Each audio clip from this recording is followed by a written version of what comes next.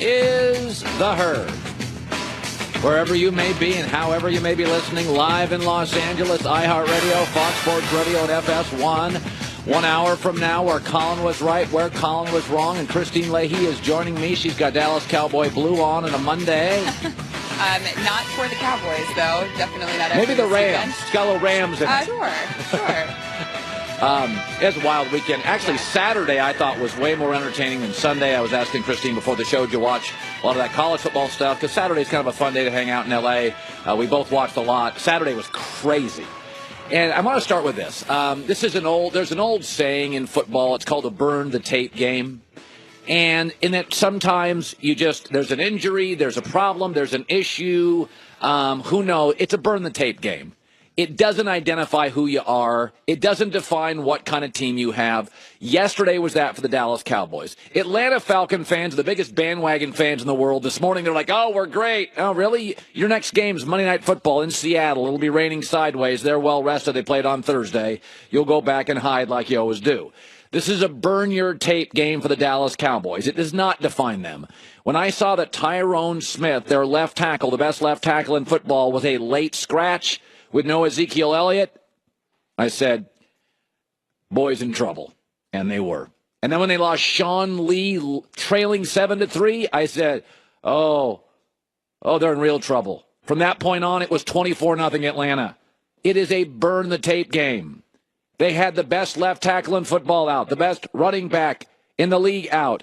And Sean Lee is incredibly valuable for that team. Remember, there is a difference between great and valuable. J.J. Watt is great, but Houston without him, 9-7. Year before, Houston with him, 9-7. You want to know what valuable is? Valuable is your iPhone. Okay, your iPhone's your alarm, your Rolodex, your calendar, your camera, your GPS, your wallet, your computer. A Rolex watch is great. It ain't that valuable. The iPhone's valuable. A Maserati's great. It's not that valuable. It's a rich guy's second, third, or fourth car. Okay, look at the numbers on Sean Lee. He and Luke Kuechly, you can argue, are the most valuable players in the NFL. The Cowboys with him and the Cowboys without him. They give up 1.5 yards per play without him. They're not the same team. They're sack percentage doubles. No Zeke, no Tyrone Smith, no Sean Lee. Burn the tape. Don't take much from that. In games he's finished this year, they're 5-1. In games he hasn't finished, they're 0-3. This is not a shot at Atlanta. Okay, Atlanta goes to Seattle. That played on Thursday. It'll be in Seattle. Matty Ice with a pass rush. Will be Matty Ice. Andy Dalton in a dome, not Aaron Rodgers. This is no shot at Atlanta. I like them. Don't love them. But don't take too much of this Dallas game. It simply doesn't mean that much. All right, I want to segue to college because it was a wild college weekend. And, I've said this for years and years about college football fans. They have a plaque on the wall. You may love the Philadelphia Eagles, but in Philadelphia, if the Eagles go into the tank, you got the Phillies, you got the Sixers, you got Villanova basketball. You may love your San Francisco 49ers, but in the Bay Area, you got Warriors, and you got the San Francisco Giants. You may love your Rams, but you got the Dodgers and USC and the Lakers and the Clippers and soccer and hockey and all that stuff. But college football fans are crazy. They have a plaque on the wall. I know college football fans that literally, they will not bet against their team. I'm like, you should take the points. No, I can't bet against my college team. Here's what happened this weekend. I want to give the Miami win over Notre Dame some context. Now, first of all, we can roll some tape on Miami. I love what they're doing. I love Mark Richt. I had him on, Friday. I could not be happier for the Miami Hurricanes. And when he got fired in Georgia, I said, you do realize he's going to go to Miami, and they're going to be a power within about 5 years. Well, they're now a power in year 2. And I've also defended Brian Kelly for years. Notre Dame fans last year wanted to roll him out of town. Now they think he's great. After Saturday, they want to fire him again. Brian Kelly's a very, very good college football coach. But let me give this win by Miami and this loss by Notre Dame some context. Okay, in this week alone in the NFL, I want to show you road teams that won in the NFL. The Saints played their best game of the year against a decent Buffalo team, won by 37. New England won by 30 on the road.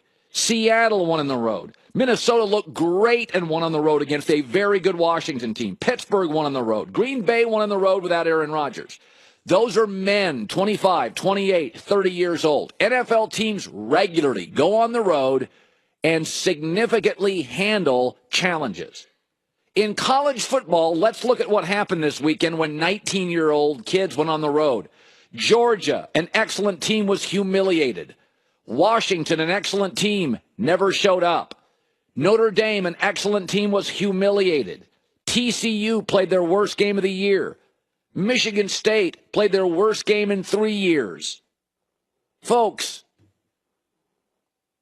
stop telling me Alabama's unbeatable.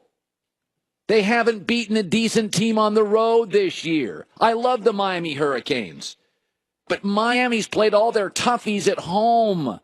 They still have to play Georgia Tech on the road, I think it is. They still have to play Clemson potentially in the ACC championship, which, by the way, will be in Charlotte, so it'll be a home game for Clemson. Miami plays Pitt, my bad, Friday night. Okay, at Pitt and essentially at Clemson. This is what college football teams do every year. Every college fan flexes their muscle. How you looking this morning, Notre Dame? How you looking this morning, Washington? How you looking this morning, Michigan State? If you don't have a quality road win, I'm not interested. Folks, UCLA this year is unbeaten at home and winless on the road. Georgia Tech this year, unbeaten at home, winless on the road. This is what Nick Saban has figured out because he's smarter than everybody else. He won't send Alabama out of conference on the road. They'll play neutral field games against Florida State and against USC and against Louisville next year. This is what Saban's figured out. He loads his schedule up with Mercer 3 times, a bye, and 1 neutral field out of conference game. So when everybody Miami, I love Mark Richt. But they look great against Virginia Tech. Where was the game played? Great against Georgia Tech. Great against Notre Dame. Great against Syracuse. They played 3 road games this year at Miami. 2 of them they looked awful and barely won. College football players, you can only practice 17 hours a week, and I think that includes the game. Okay? All these college kids, you put them on the road, and good teams like Georgia and Notre Dame are humiliated. Michigan State's a fine team. That was pathetic. So it doesn't bother me when an Ohio State goes on the road. I'll say this again about Alabama. Alabama will face their first real road test of the year against Auburn. That line has gone from 10 to 3.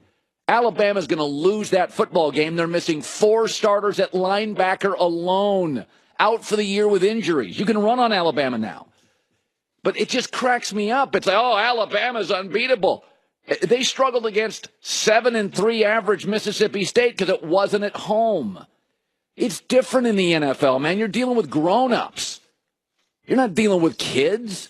So we have 8 teams left. All I'm saying is take a deep breath. Stop trying to convince me that Alabama's unbeatable. No, Alabama's smart. Nick Saban's a genius.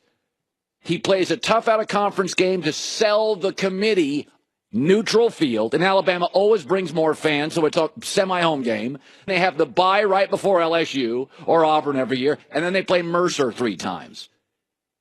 You ever notice Nick Saban in bowl games where he didn't have a home field advantage is 11-9. I'm not saying they're not great. I'm saying give this stuff context. Coming up next, sports arguments are fun. I mean, this is what we do for a living, right? Oh, this guy's good, this guy's good, this guy's that, this has that. Who's the greatest of all time? That's really, really fun. I love that. But we've come to a point now, and it happens about every 10 years, where we can finally end one of those all-time arguments. It's officially over. That's coming up next. You heard me talk about the amazing shave I get from the Dollar Shave Club. Well, I'm here to tell you, I'm never giving up my membership. products now for the bathroom. Hair, face, skin, shower, everything you need. Started with a razor. They want to own the bathroom. Use Dollar Shave Club. And right now, if you've never been a member, it's very inexpensive, and they're giving you a rare opportunity here. For only $5, they'll give you their best razor, along with a travel-size version of shave butter and body cleanser. After that, cartridges ship for a few bucks a month. $5, that's all it is. Never been a member? Now's the time. Dollar Shave